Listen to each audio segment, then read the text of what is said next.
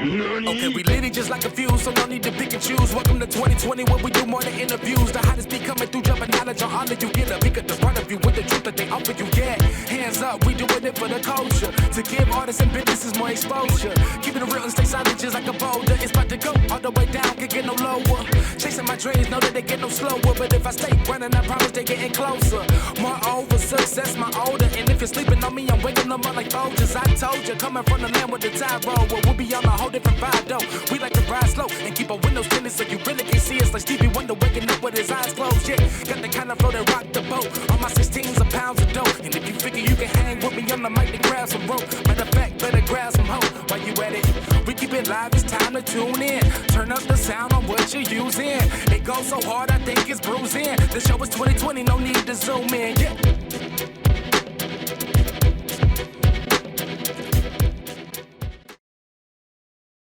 So where are we, Miss D? We are downtown Mobile in Mardi Gras Park. Yeah. Now, Miss D and I, this will be our third time working together. Yes. Met through a mutual acquaintance, K. Marie, Yes. and you came to the Kickback last year. Did a phenomenal job, part of our women's roundtable. So much so that I kept you on my mind, and when we did Reasons, I asked you to return. I just want you to know I was super nervous sending you that text message. About the reasons. Yes, ma'am.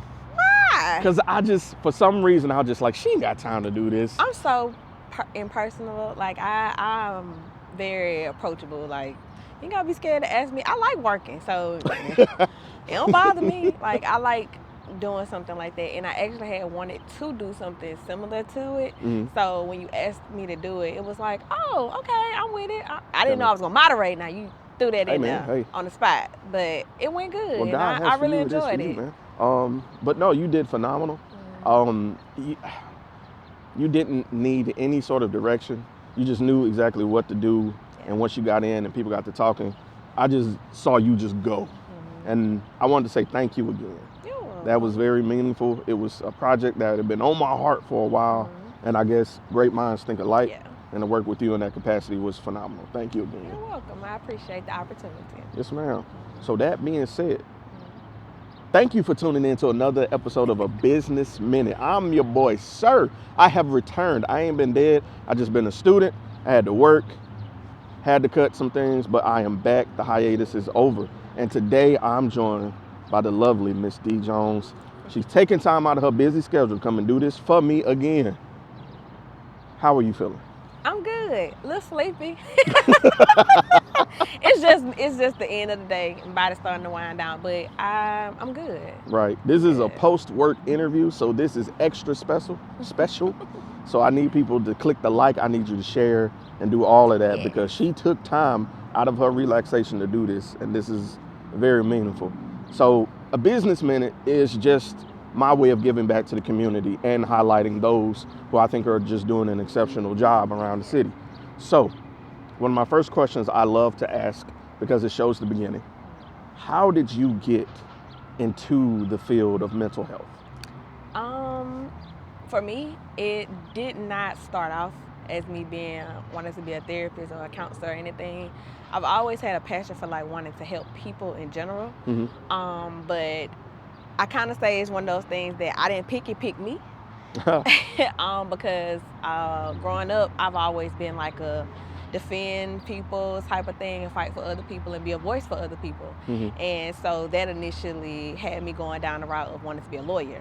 Oh, wow. And so I was going to school to be a lawyer, but I always had people talking to me about their problems, wanting to get my advice on different things. And this since I was young. Mm-hmm. Like, they always felt comfortable talking to me. And I can remember I was in the transition of like transferring from schools, mm-hmm. and I had to declare my major. And at that time, I was doing criminal justice and psychology double major. And so a friend of mine called me. I think she was like maybe 4 years older than me, and I was like 18 at the time. Mm-hmm. And so she called me about like her relationship issues with her boyfriend.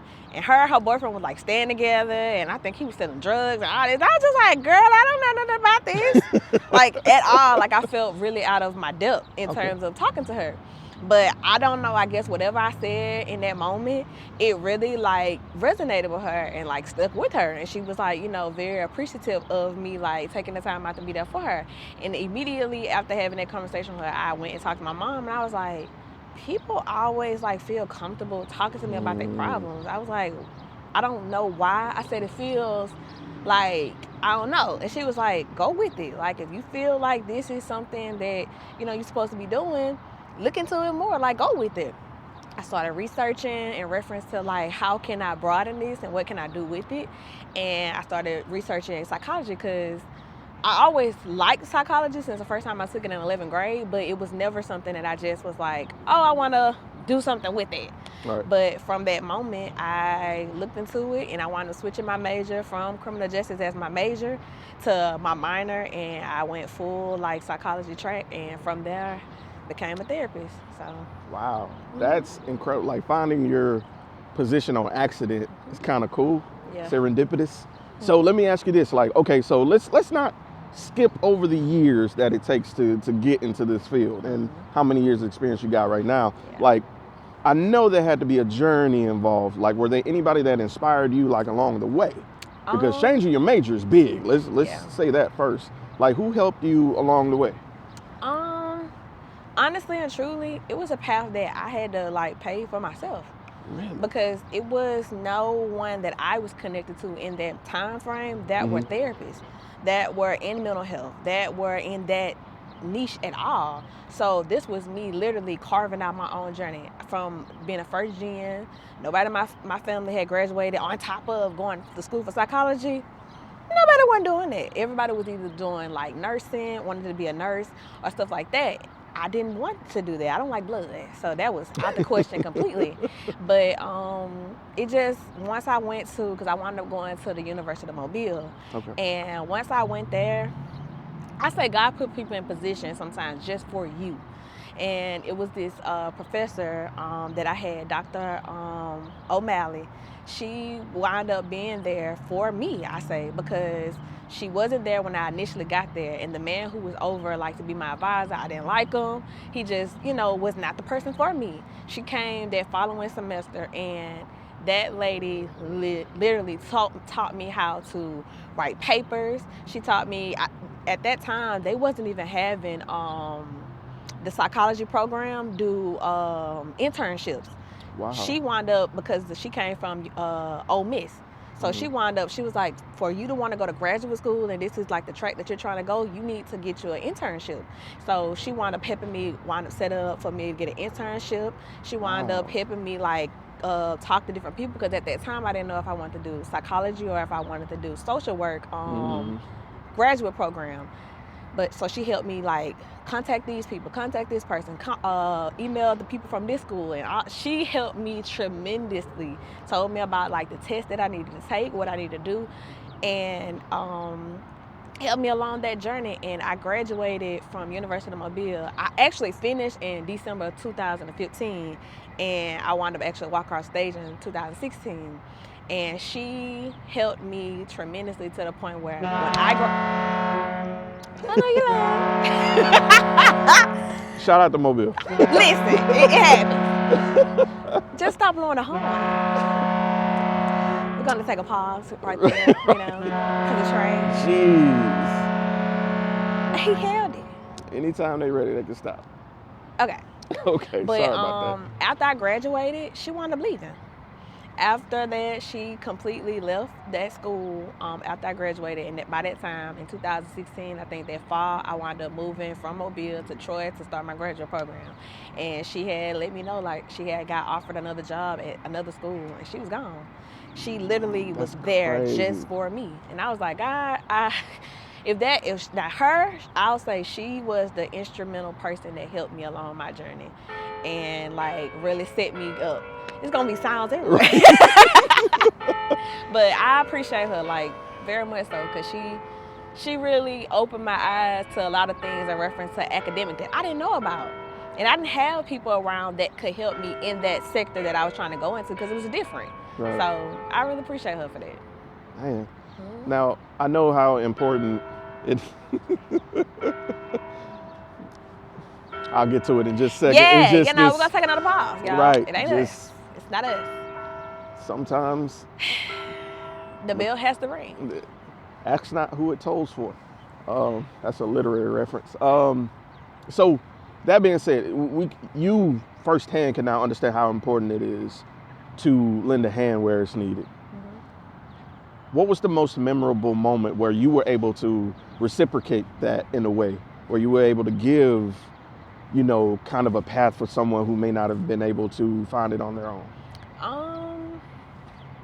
Cause see, I'm just that person that just, I know how hard it was trying to pave that path for myself. Right. And that's why I feel like a lot of things in my life, I had to experience and go through it first so that I could know, okay, I done did it. Let me show you how to do it so you don't have to go that long route, or they don't have to go through certain things and, learn different lessons that I had to go through. I'll say my cousin, her mom had passed away, and I was like really, really, really, really close to her mom. Her mom passed away, and before her mom passed away, she was kind of in that space of she didn't really know what she wanted to do with herself and everything, like trying to just gather herself after her mom passed away. And I can remember, like, because I was still staying in Troy and coming back and forth to Mobile, like just to visit and checking on her and all that. And I remember in that moment, me and her talked about what she wanted to do. And I'm like, you have, the world is your oyster. Pick whatever you want to do. And she was like, she wanted to go to school. And at that time, I think she didn't really have the confidence in herself, like that she could do it. But me, I'm gonna big you up. I'm gonna hype anybody up. Yes, you can do it, or whatever. Like, I help you and everything. I can remember sitting with her, helping her, in reference to like filling out the application, helping her, okay, contact this person about doing your financial aid because you're gonna need it. Just helping her, in the process as much as I could in the beginning and everything like that. And then at a certain point, I had to let her, hey, you got to learn certain things still on your own. Like, right. I can't, it's like a baby. I can only help you walking, so long, and I gotta let you go. I gotta let you, figure stuff out on your own.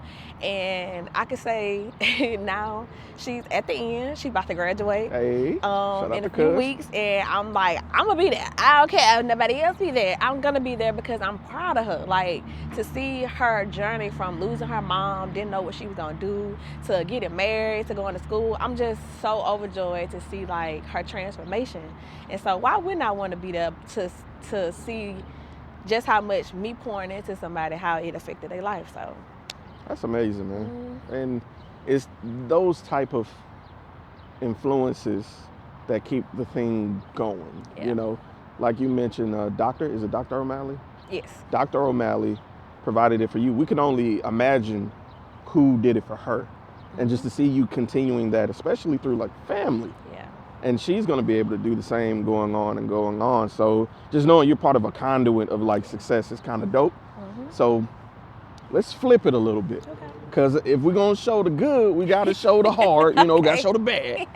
So was there any point where you felt that you weren't going to make it? Was there any point where you, because things are a series of ebb and flow, up, down.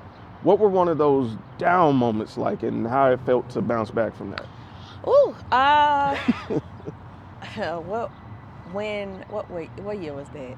I want to say it was 2021. I think that was the year. 2021, I was going through it in a toxic relationship at that time, just really losing sight of who I was as a person.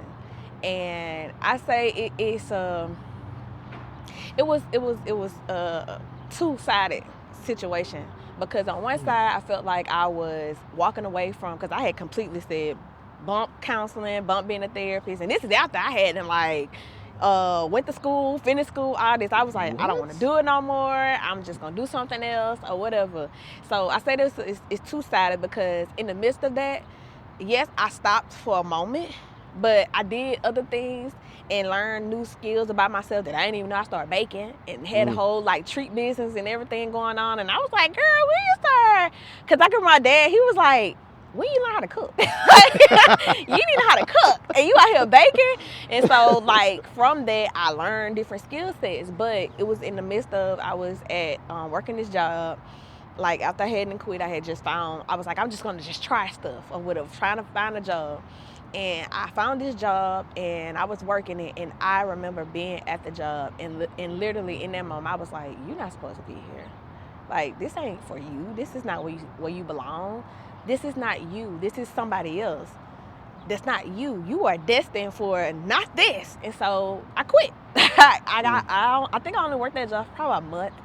And I quit because it didn't feel right no more. I think when I first started, I knew I shouldn't have been there, but I'm still like trying to figure everything out. And I quit that job and I wound up moving back home, moved back to Mobile, and started back working in mental health. And from that, I transitioned from that job and started working in private practice. But I walked away from it for a minute because life happens to all of us. And in that moment, I had to figure out like myself. But I did. I went through the process of allowing myself to heal from that relationship and learn different things about myself. That's why I said it was two-sided, because I did learn things about me and getting to know myself. But I also, I experienced the bad part in reference to quitting and not wanting to do this no more. But I think sometimes you need that, where you have those moments that make you come back to yourself. Like, hey, this ain't just, like I said, this ain't something that I picked. This is something God put in me. So I couldn't just walk away completely. So it brought me back. So. It sounded like it was a confirmation of sorts of what you were supposed to be doing. It's interesting how that works. Yes. So one of my next questions kind of deals with looking forward, because obviously with what you've experienced, you want to carry the positivity, you want to carry your legacy in the years to come. So where would Dee be in the next 1 year, the next 3 years, and the next 10 years? Realistically, I have plans, I have goals, but this year alone, really, like, I don't make too big of a plans because I allow God now to lead and guide me. Like, listening to him way more and in tune with him and him telling me what to do, it's been so much beneficial and not stressful, because you sometimes make these plans and these aspirations and it ain't what God had intended. Like, that's not his plan, that was my plan. So what I do aspire to do is I want to be able to bridge the gap in reference to mental health, and especially within the Black community. It's so needed. And a lot of people have these stereotypes and fear in reference to just the mental health and healthcare in general. But I feel like I'm a holistic therapist, so I want to be able to introduce people to non-invasive ways of healing yourself, whether that's meditation, whether it's yoga, whether it's Pilates, whether that's doing sound bowl healing, anything in reference to alternatives ways of healing.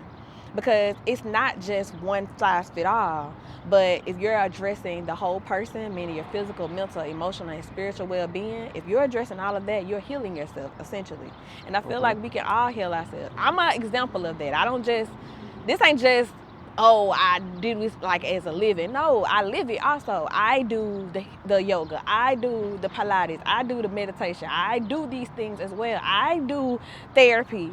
So it's not, I don't just promote it in terms of because it's my job, but I live it also. So I want to be able to help other people do the same things for themselves. And you're picking what's best for you, because you know you essentially what you gonna do, what you willing to commit to, as well as helping yourself to heal yourself. Because if you thinking about your physical, how you eat, how you know, what you put into your body, if you listening to your body and everything like that, and then your mental, whether that's going to therapy, whether that's journaling and different things like that, but making sure that we're hitting all these aspects, you know, in reference to healing. So that's what I want to be doing in the next few years, cultivating spaces, cultivating events and stuff like that to bring people together and understanding themselves in reference to a holistic, you know, way of healing.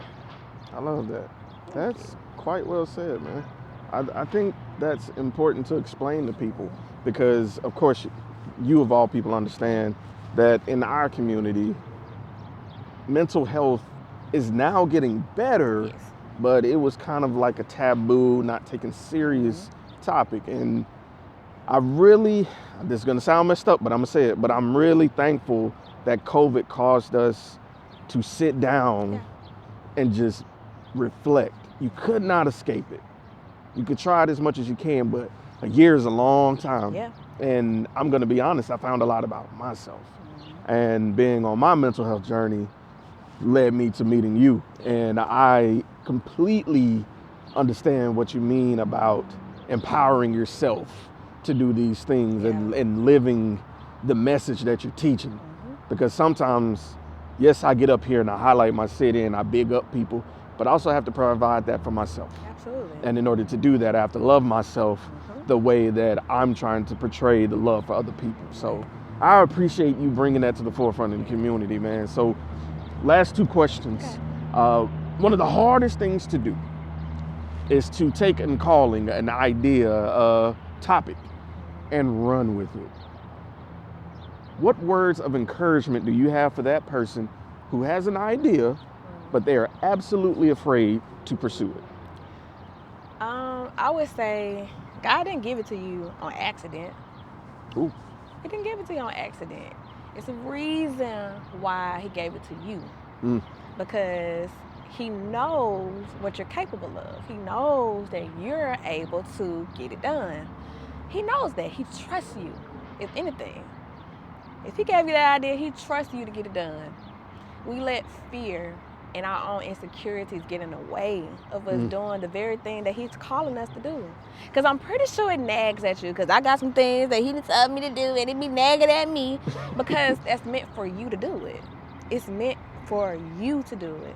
So rather than being afraid to do it, rather than running from it, rather than keep putting it off, do it.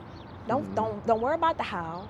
Don't worry about what it's supposed to look like. If you just try your best to keep doing it, he got you. Facts. He got you. He already got the plan. He just needs you to take action. He just needs you to take action. That's it. Ms. D, if anybody wanted to follow you on social media or may have a question, may want to pick your brain, what is the best way to contact you? You can contact me through my Instagram. That's one of my bigger pages that I'm more open to people contacting me. My name is Dee _ the Holistic Healer on Instagram. And if you're wanting services or anything like that, you can reach out to me on there, and I'll be able to provide you with our link to schedule either a consultation for services or either to schedule an appointment. But I have on my Instagram too, where it's breaking down my hours of operation and my specialty areas and everything. So you'll find all that on my Instagram page. And again, that's Dee _ the Holistic Healer. Nah, I appreciate you, Dee. Thank you again. You're welcome. Time number 3. Hopefully it'll be a 4, 5, 6, 7, 8. That's right. And yo, this has been your boy, sir, Miss Dee Jones. Business Minute is back, baby. And we are out. Peace.